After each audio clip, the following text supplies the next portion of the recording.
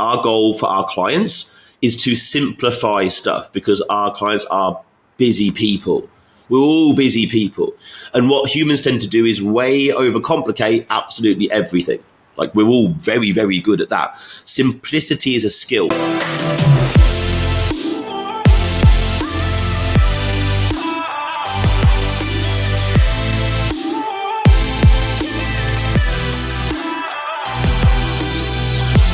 Okay, squad, welcome back to the show. My name is Andy Naylor. I am founder and CEO at Naylor Body Design and host of your Optimal Alpha podcast. And interesting show today because my team have thrown a curveball at me and given me 15 questions that they have received in our clients check-in. So these are real world questions that have appeared from clients over the last few weeks, maybe months, inside check-ins that of course my coaches have been able to answer for clients, but they've picked out just 15 random ones and given them to me to answer live on the podcast. So I have not seen these. I've got them on a page in front of me. So I'm simply going to read the question out. I don't have context for each question, so that's going to make things nice and challenging for me. Good luck, Andy. But I'm going to read them out and then just, I guess, see where logic takes me, and let's see what we uncover. So, question number one. I have a question about protein. I read that the recommended protein for a woman is 0.75 grams per kilo. For me is 51, but I have 148, which is way over. I'm curious why this is. I'm not changing anything, but I like to know and understand the science behind what I'm doing. Also, does this go down as I lose weight? I think the answer is no, but again, I'm curious. There's so much on this one. So first of all, I tend to work not in kilos, but pounds. So quite simply, I tend to work on a gram per pound. Now, there's some caveats on that. It depends how much body fat someone might be carrying. Because if, say, someone's 320 pounds and 70, 80 pounds of that is just outright fat, what we don't want to do is just then be using protein based on that body weight. We might look at what could be a reasonable lean body weight and in pounds, and then attach a gram per pound of protein to that. I also don't really consider that females, if a female is weightlifting, resistance training, and to a decent intensity, I don't really see that men and women, I've never in my coaching, 22 years of coaching, given different varying amounts. Now, the one thing I will say is women tend to not eat as much protein naturally. Women tend to just under eat protein. I, after all this time, still don't really know the reason why. Not quite sure. I would always give a female the same amount. A gram per pound is pretty much standard. Yes, you can certainly go lower than that. Yes, you can certainly go higher. The times I might go higher is if I'm really trying to reduce and restrict maybe other macronutrient intakes. But generally speaking, I would just stick to a gram per pound. Now, does it change as somebody changes weight? Could do. However, if someone is, say, they're 220 pounds and their goal is 180. So maybe we give them circa 220 grams of protein, probably less, depending on how much of that is actual fat. But as they're coming down, if I've got room to manipulate carbs and fats, I'm probably going to manipulate carbs and fats first before I change protein, because protein is way more satiating and it also has to go through a far more biological processes before the body will turn it into fat. So it's sort of it's a safe bet, basically. Okay, we'll move on. Question number 2. Good morning, coach. As things start to get busier at work, I was wondering how a 3-day training plan might look. Happy to spend longer in the gym for those sessions. Was just a thought, and whether all muscle groups can be actively challenged in 3 days. Interested to hear your thoughts. So the immediate answer I would give to this is it can be certainly very effective to train 3 times a week, because more is not better. Get the most out of the least is something that I always say. So then the question is, well, how would we best split up 3 days? If someone's resistance training, it would just be full body times 3. Easy. Now, when most people hear about a full body training session, they think basic, they think beginner. I used to think that. I now think quite advanced, because I know what it takes. So, for example, the last training session I had was legs. The time before that, 3 days ago, is a full upper body session. So I have to train shoulders, back, chest. I leave arms, but shoulders, back, and chest, which to do that successfully is really difficult. It's really challenging because you've got to know your movements, know your numbers, be well practiced in the form of each movement to get in, get the most out of it, and get out. Okay, so full body sessions are actually very, very difficult to do correctly. So most people think they're like an entry level thing. They're not. They're really not. They're entry level if you just go in and don't do them well. Yes. But what it means is if we're doing 3 sessions a week and we're hitting each muscle group, well, at least 3 times per week. So then we've got a good degree of frequency, pretty good actually, 3 times per week. But also, if we're doing each muscle group, then we should hopefully have a reasonable amount of volume because we're doing it 3 times per week. And then also we're maximizing the time that we're spending in there. So that's normally what I would do. Someone could just do upper, lower, upper. Right, if their upper body needs more work, or it could be lower, upper, lower if they want more lower body work, or it could be push, pull legs. Push, pull legs would be the last of my options there because everything's getting trained once, which is not optimal. If they're a genetic freak and can get away with it and train incredibly hard, that might work. But for most people, and I would say most people who listen to this podcast, who want a effective time efficient training plan, I would go full body and just be very smart about the movements and the exercise selection and order. Okay, moving on to number 3. I realize that I mentally feel like I am off of work during the weekend, and it really affected my nutrition tracking and desires for a cheat meal. Would love some tips on how to separate emotions from food, both during the weekend and when I'm stressed or sad. Well, the first thing I say here is stop seeing the week as 5 days and 2. That doesn't exist. The only reason there is a week and weekend was because, to my understanding, of the Industrial Revolution, where factories became where most workers were working, right? So labor-based work. And factory owners, I believe, started to realize they couldn't just grind their workforce 7 days a week. They had to give them a couple of days rest. Hence, the weekend. But your biological systems, your body doesn't work on a 5-day, 2-day weekend, 5-day week, 2-day weekend. So first of all, just start seeing the week as 7 days, or better still, 1 day followed by another, followed by another, followed by another, followed by another. It's way better if you just see it like that. Change the way you look at things, the things you look at change. So that's the first thing. Secondly is really, I guess, tied into that, which is don't let your habits change. If you wake up at 6 a.m. on a weekday morning, well, then that just doesn't change.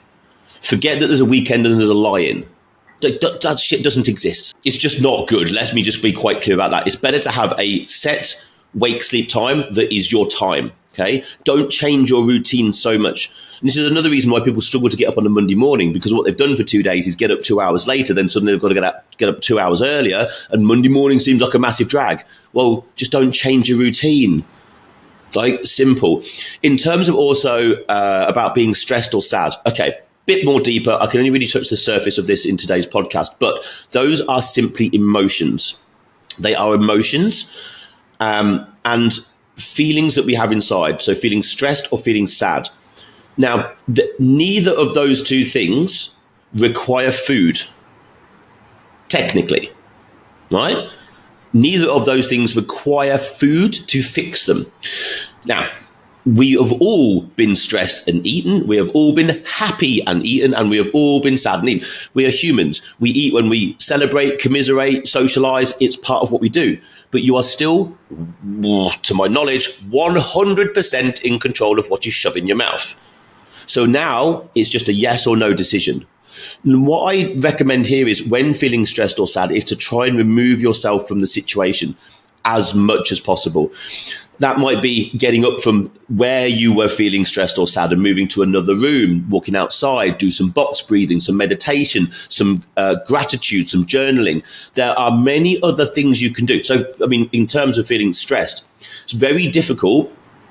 Stressed and maybe like angry, like as in just a negative emotion. It's very difficult to go off and practice gratitude properly and then be annoyed at the same time. You can't be grateful and annoyed at the same time. The two things don't exist. You're either thankful and peaceful and so on, or you're not. So go and try and find other things that you might do. So if you're sad, maybe you listen to music that makes you happy.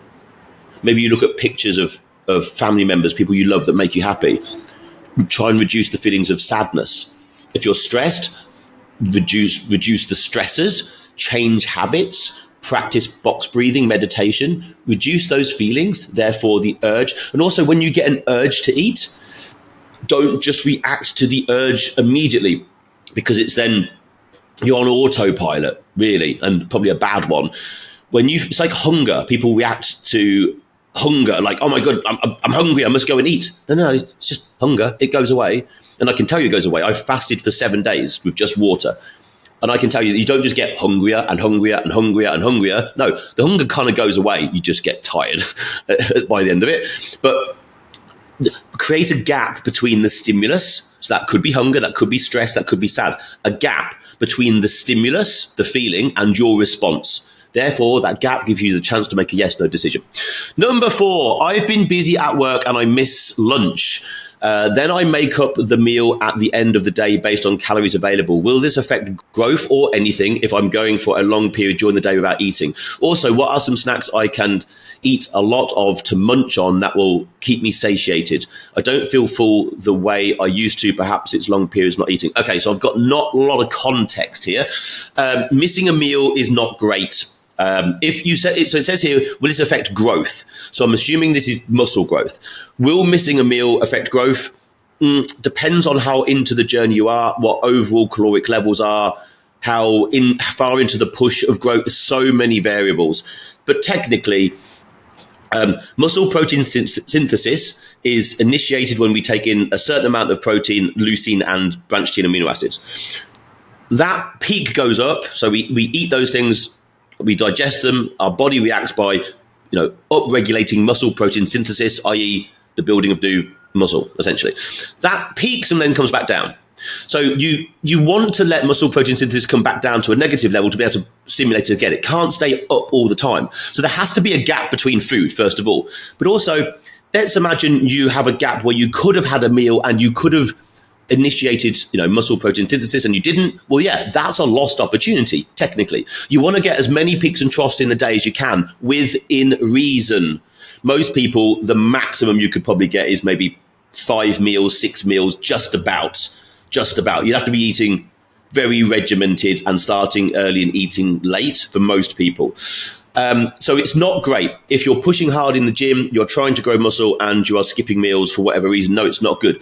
You want to be ingesting some degree of protein, even if it's a protein shake. Yeah, even if it's just 30 to 40 grams of a whey isolate or something like that, it's going to help. So don't miss meals. Is there anything you can snack on to feel satiated? Again, goal dependent, all sorts of things. Randomly, one of the things that I snack on is carrots, which is going to sound really odd, but I get carrots and like a very light hummus, which I've never liked for 44 years of my life. And now suddenly I like red pepper hummus. Get your head around that. And I dip carrots into that. And weirdly, there's some nutrition there, but 2, it kind of keeps me quite full and it's better than eating, the buckets of dark chocolate that I otherwise would.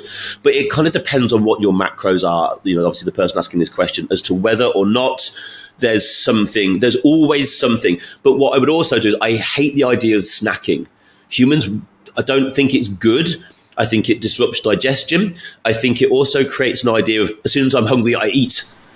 How about sit with hunger? So interestingly, I'll prove this actually.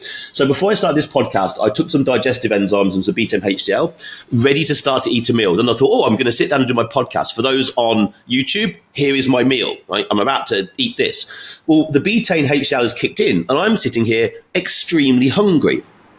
I'm not going to die, am I? Like I'm just hungry and I'm very much looking forward to eating that meal. The only thing I need to think about is not inhaling the meal, but still eating it slowly. Feeling satiated. So the one question I've got here is this person said, will it affect growth? So if it will affect growth, we're looking to build muscle, therefore you should be in a caloric surplus. Most people in a caloric surplus shouldn't feel hungry technically. So there's maybe some additional questions on, are you actually in a surplus? Are you actually eating enough food? Well, also the satiated issue is you not eating lunch. So get your lunch in, find a way around it. Number 5, why do you say my body fat percentage is defo over 20, but the calipers say I'm 10? So I think I actually know the answer to this because I think I've seen some evidence as to what this was about. So body fat percentage, everybody thinks their body fat percentage is lower than it should be, or lower than it is, sorry. Everybody. Because technically at about 3%, you're dead. And I've heard people say that, I'm going to get to 0%. No, it's technically impossible. You get to 0% and, the essential fats inside, you're dead. 3% is about the lowest you can get to. To my knowledge, I'm sure there's going to be someone out there who wants to prove me otherwise. I don't really care, to be quite honest. But I think at my very lowest, I was probably in the 6 or 7 and quite frankly, shredded out of my mind. And it was like sitting in a burning room. It was really quite painful, not fun to be that low. Pretty cool visually, but not really much fun, and you can't really hang out there for very long. Anyhow, I can look at someone and to a rough degree, once someone's over about 25%, it's just fat. Like it's just I'm not being disrespectful, but it then gets between 25 and 30, 35 and 30. Like it gets harder. When someone's anything between say 10, 20, 25, once you've been doing this for long enough, you can look at someone and pretty much judge. Most men should be under 15% in my eyes. Why? It shouldn't be difficult to keep yourself below 15%. If you're not keeping, and I mean a real 15%, so you will have a shadow of abs for most men. Everyone's different how they partition body fat technically a little bit. So we can look at someone and work out, you're probably about over 20. Why someone thinks they're 10? I know for this particular case, the person had done a caliper measurement, which is cool, really awesome. This is actually how I used to keep an eye on my body fat when I used to compete. I couldn't care less about the percentage. I just chose 9 areas to track with skin fold calipers. And I was just, are the numbers going down? If they're going down, I'm getting leaner. That's all I care about. And then once I was pretty much shredded and some of the numbers couldn't get any lower, I just was then measuring the fattest bit, which was my low back. So like the love handle area, like low back either side. If that was going down, I was getting leaner. Now, for this question, I know that the person saw a reading of 10 on the calipers. That just means 10 millimeters of a skin fold. It's got nothing to do with fat percentage. So we can look at someone and say, look, you're somewhere between 20, 25, which normally is a bit butt hurting for people, but people are fatter than they think they are. People have more fat to lose than they believe they do. Like that's just it.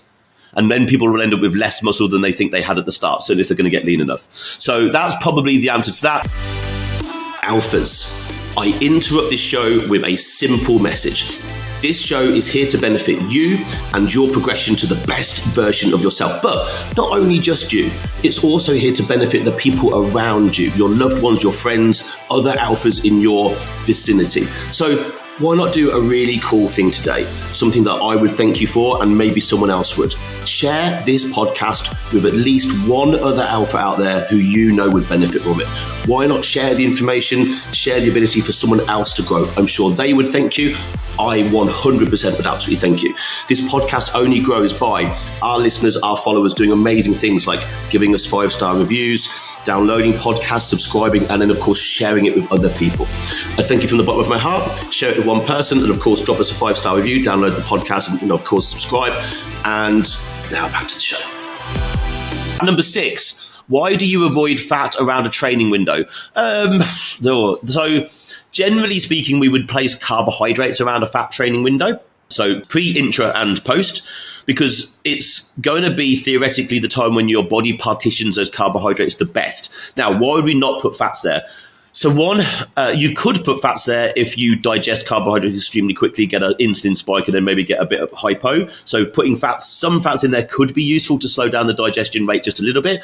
But for most people, just because we're lumping so much of the carbs around the area, we might as well just put fats somewhere else. Fats can be quite tasty.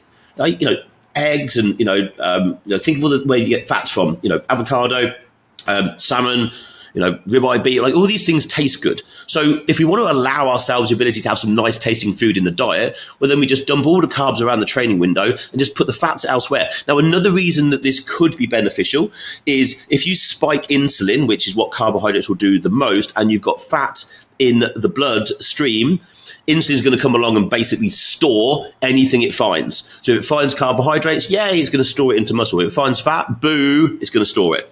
So it's better not to have the fat floating around when it technically isn't going to really do us anything anyway. Protein, carbs around training, fat anywhere else in the day, good to go. Number 7, I have a fast metabolism, so I need more food. Why do you think I don't? I can't answer that question, can I? Someone thinking they have a fast metabolism is based on what would be my answer. Based on what? So I simply can't answer this question. Thanks guys for throwing this one at me, because I don't know what calories the person on. I don't know how lean they are. There's so many things to this question I can't answer.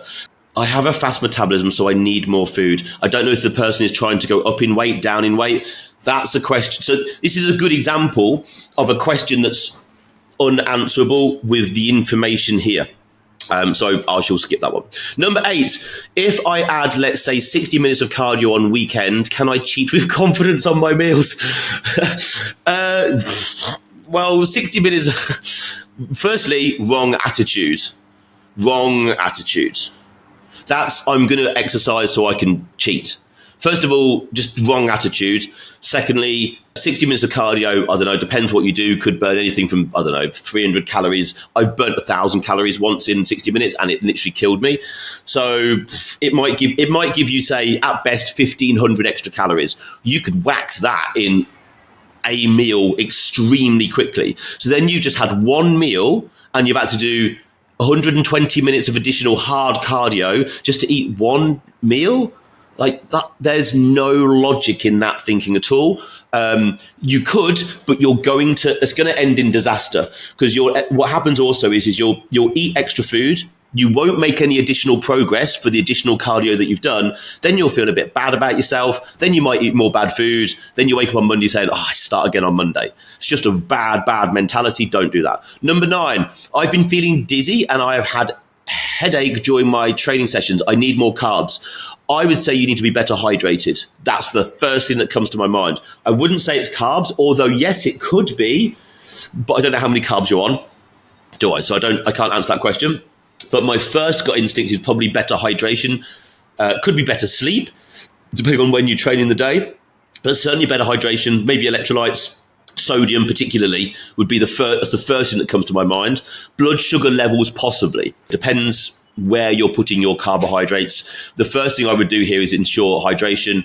And then the second thing I would do is maybe have carbohydrates, hour to an hour and a half out before training, and then see if that fixes the problem. Chances it might do. Number 10, if I add a glucose disposal after a high carb meal, will the glucose be disposed? A GDA, glucose disposal agent. Basically, it mimics insulin. What does insulin do? It stores stuff. That's what insulin does, right?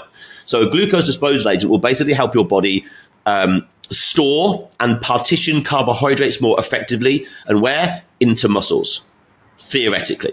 So if you take a glucose disposal agent, it doesn't just negatively wipe out the carbs, or the glucose, but carbs, glucose, let's just say same thing. So if you eat, say, oh my goodness, I've had 30 grams of extra carbs today, I'm a fatty, I shouldn't have done that, I'll take a GDA and they'll go away. No, you've still ate the calories, your body is still either now, whatever's happened, right? You've just ate the calories, but a GDA, a glucose disposal agent, will just at least give you a better chance of pushing them in the right direction.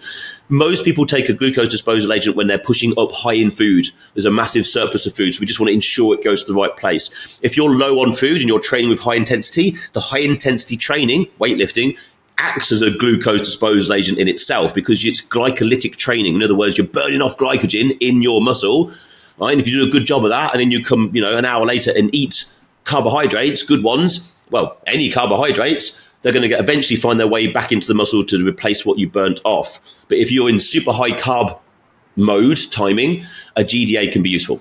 Number 11, should I go over my calories to hit my protein when I'm short, or should I stick to the calories?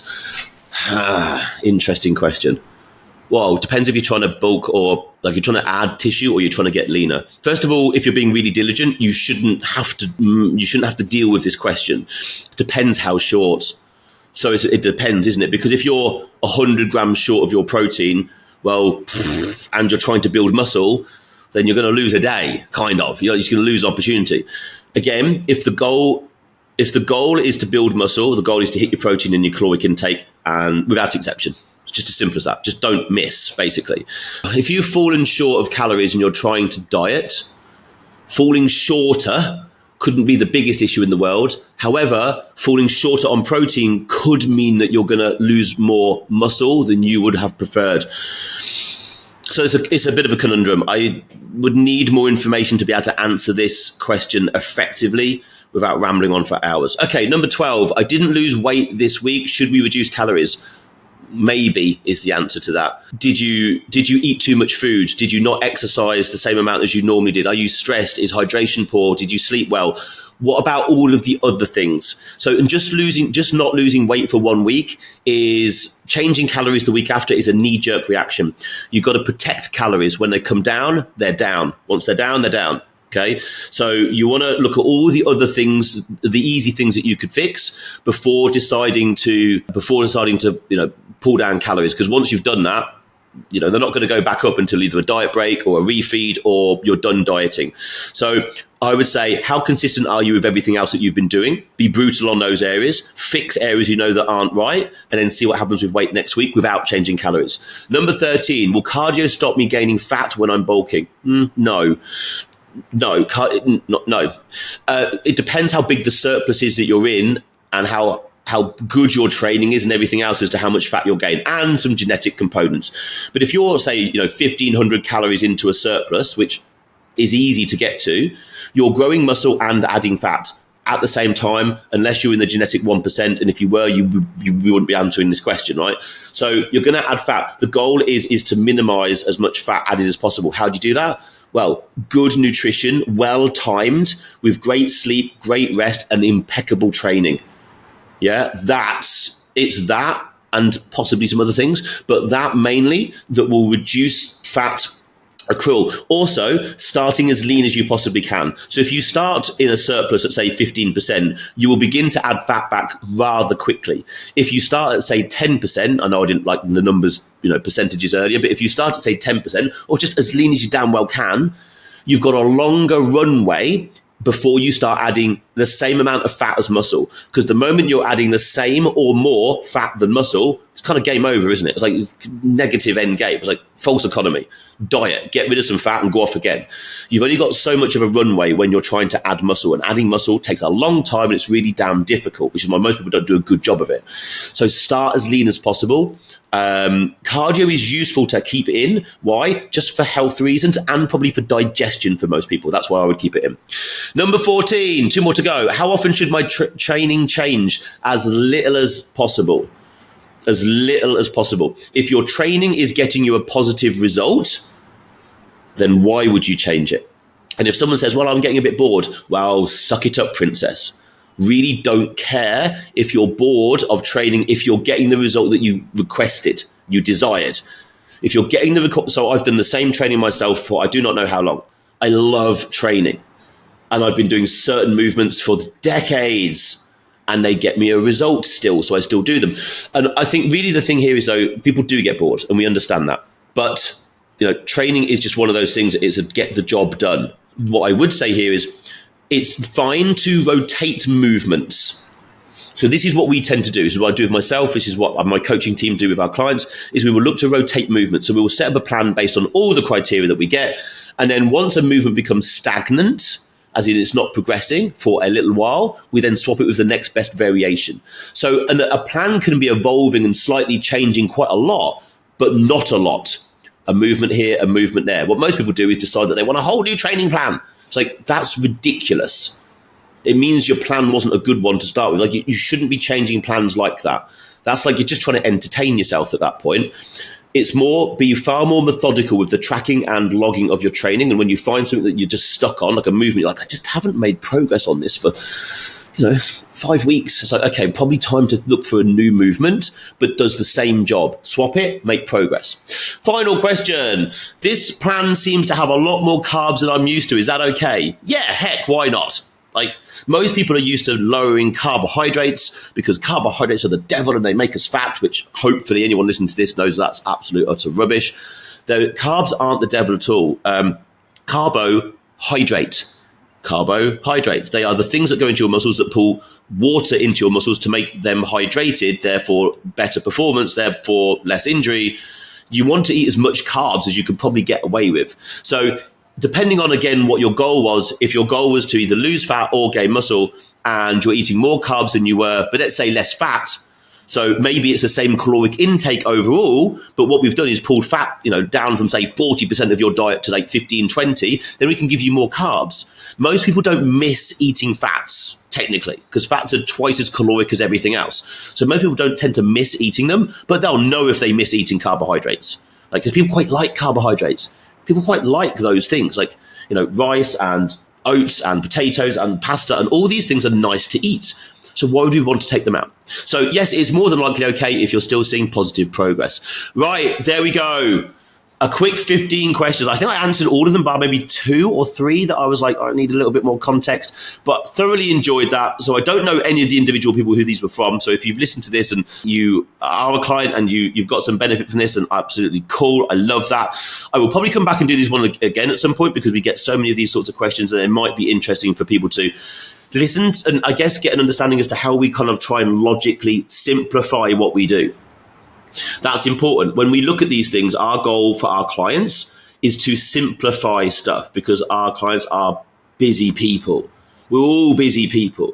And what humans tend to do is way overcomplicate absolutely everything. Like we're all very, very good at that. Simplicity is a skill. So when I go through questions like that, if there's enough information for me to be able to make an idea of what I think the answer should be, I just work my way logically through it. And that's how we work as coaches because it makes life really easy and people can understand that. If you found benefit, of course, give the podcast a like, maybe give us a review. We would always appreciate that. If you know somebody who would benefit from this kind of information, please do share it with them. Do them a favor. We will thank you for it. Today, we are done. Thank you so much. I will catch you on the next episode.